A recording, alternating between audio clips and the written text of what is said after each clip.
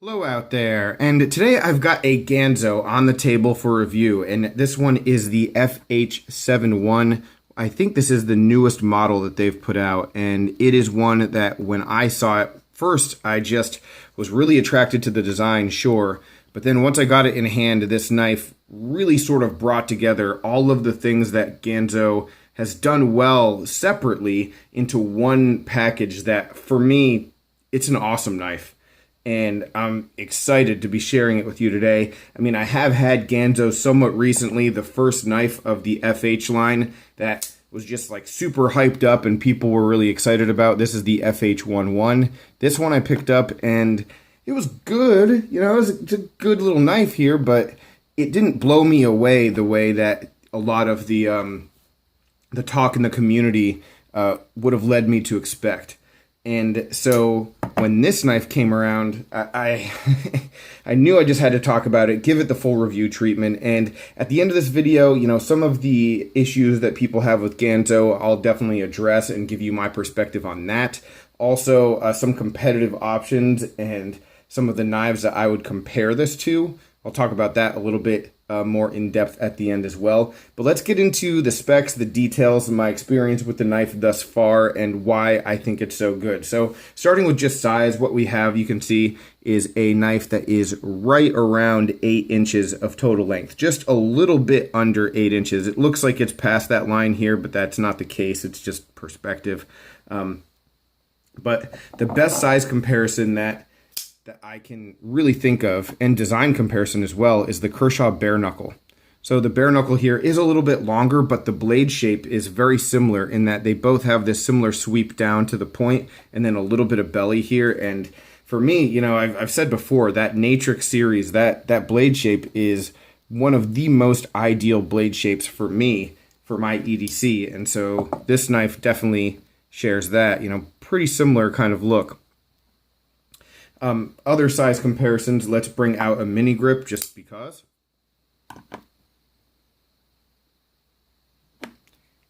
Here is that FH11. If you happen to be a Ganzo guy, a better closer look at that size comparison. What else do we have here? Here's the Spyderco Smock. And then we definitely need to bring in the Paramilitary 2. And one thing that, you know, I really like about just the size of this knife and the blade to handle ratio is that you do have a pretty long blade for the size of the knife. You know, the cutting edge is, you know, almost 3.5 inches on its own, 3.3, 3.4. So, you know, you got a good amount of blade here for the size of the knife. Getting the scale out, and let's take a look at it. It's going to be exactly what we're shooting for. Something just right down the middle, 3.5 ounces, just a little bit under. So for G10 and nested liners, full liners, that's solid. So nothing really too noteworthy when it comes to the weight. And getting back into the details of the blade, starting with the steel, we have D2. And D2, guys, I talk about D2 all the time. I think it's a great steel. For me, I still consider it to be a high-end steel because when I use it, it performs very well. I don't know the quality of Ganzo's D2. I don't know anything about Chinese D2 versus American D2. I don't have that information, and I'm probably never gonna because I'm not gonna research it. I just look at how a knife performs and what I need it to do. And I'll tell you, just in the amount of time that I use this knife, and this knife got a lot of use immediately once I got it, this knife, the steel outperforms just about all the 8CR13 that I've ever had. So whether this is great D2 or not great D2, it's definitely better than the more budget kind of steel that we're used to on knives of this price point. So I can definitely say that.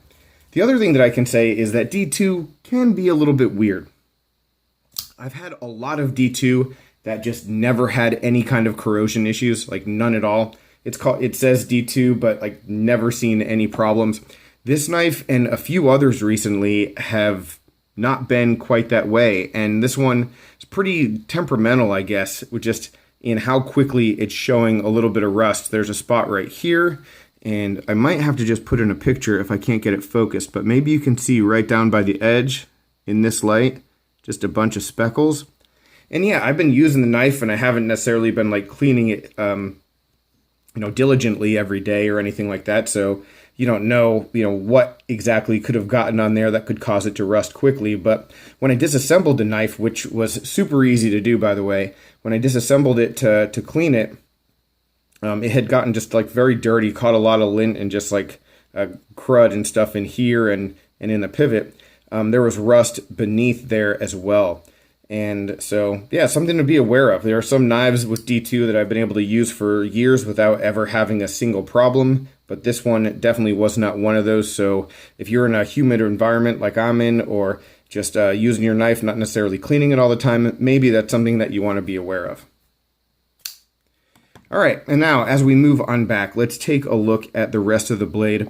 One of the things that I am really impressed with is the jimping here. So the jimping on this knife, there's not a lot of it, but it's perfectly placed and the design of it is excellent. I mean, the way that this knife locks into the hand is pretty close to perfect in my estimation.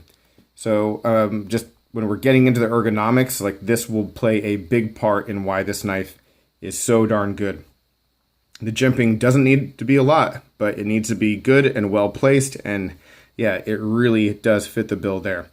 One thing that you will see here, this opening hole, it's not really good to flick, and we'll get back to the opening and closing of the knife in just a bit, but just covering the rest of the stuff with the blade.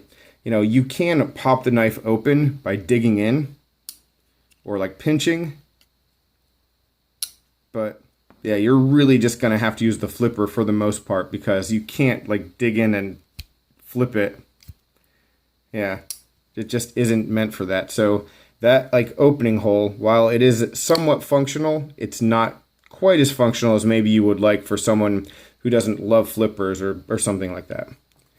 All right, then as we move on back and we get to the G10 handle scales, this is a big win and a big upgrade from some of the other stuff that I've seen from Ganzo.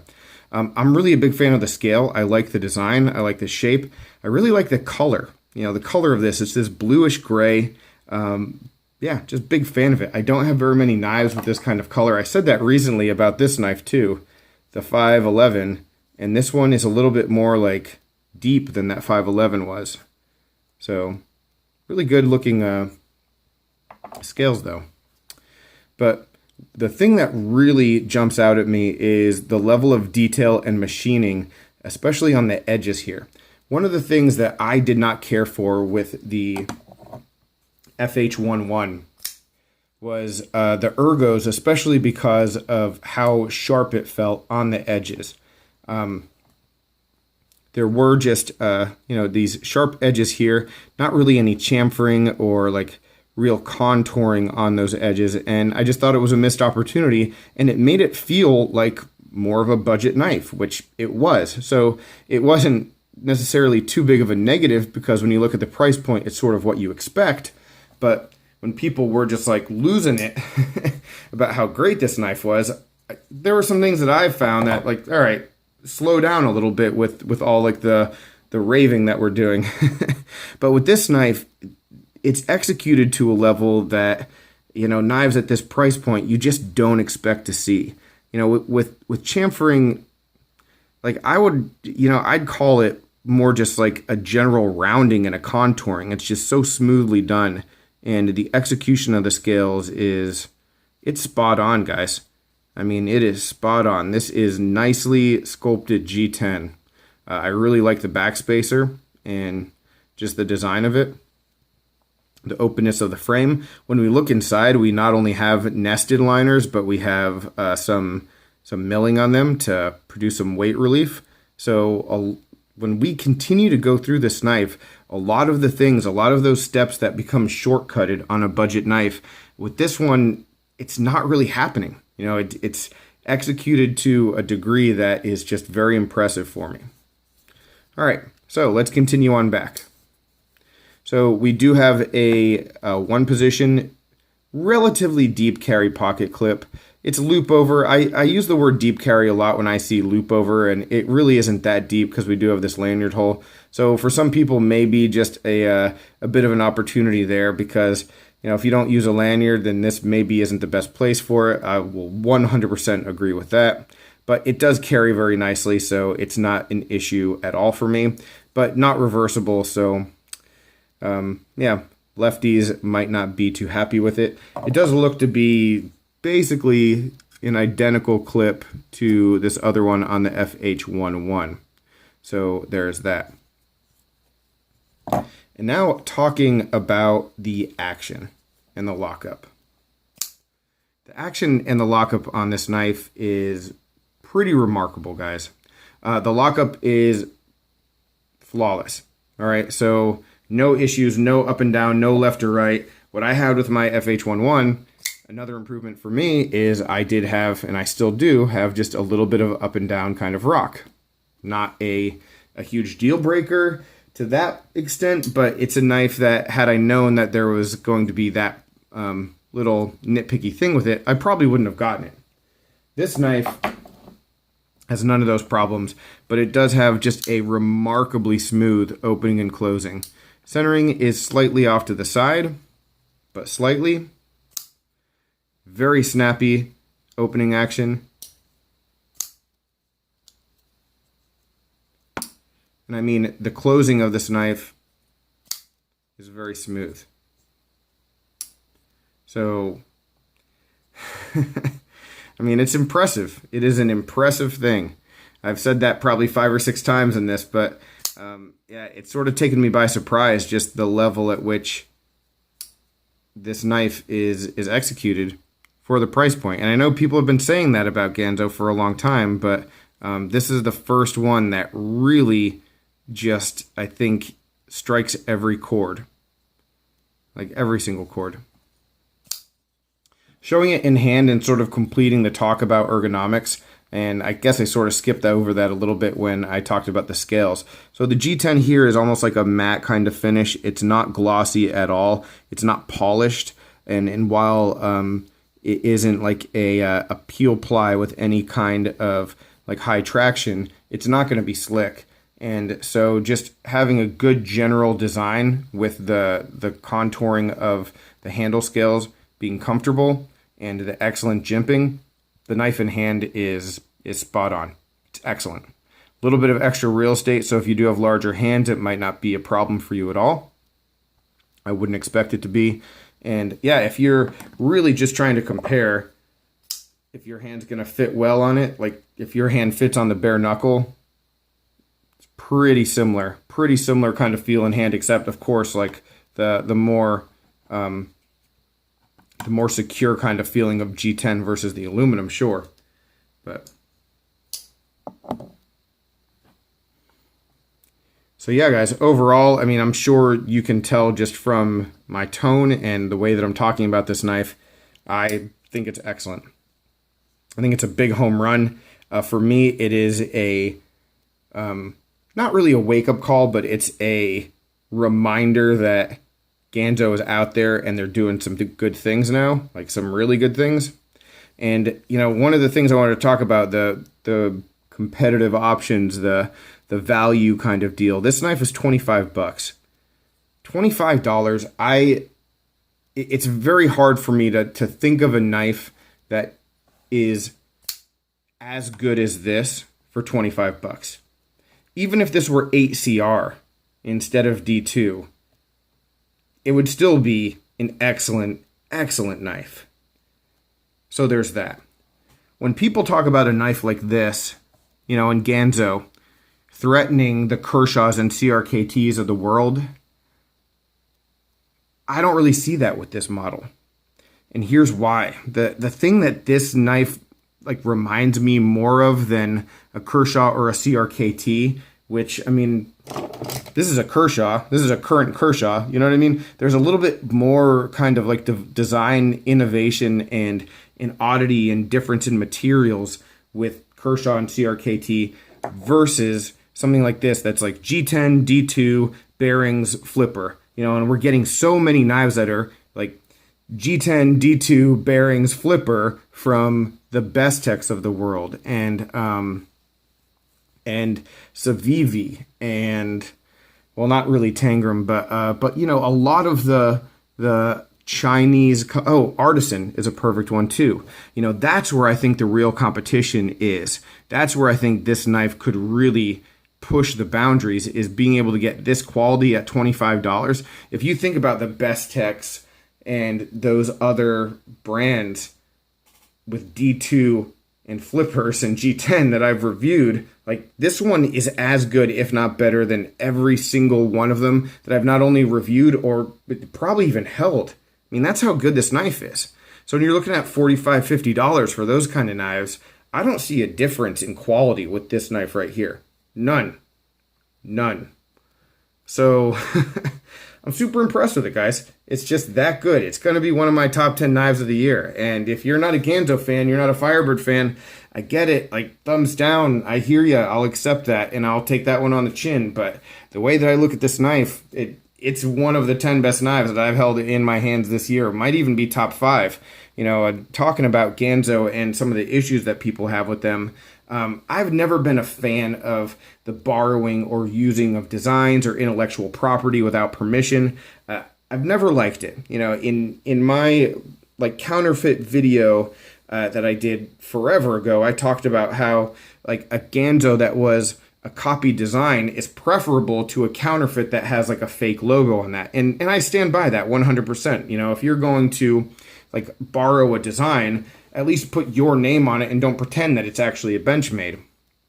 And Ganzo, you know, has always had their own logo and all that kind of thing. And even if you don't agree with the fact that they're doing that like level of copying and they're borrowing designs, like, you know, at least it didn't say Benchmade and they were like pretending it was something that it wasn't.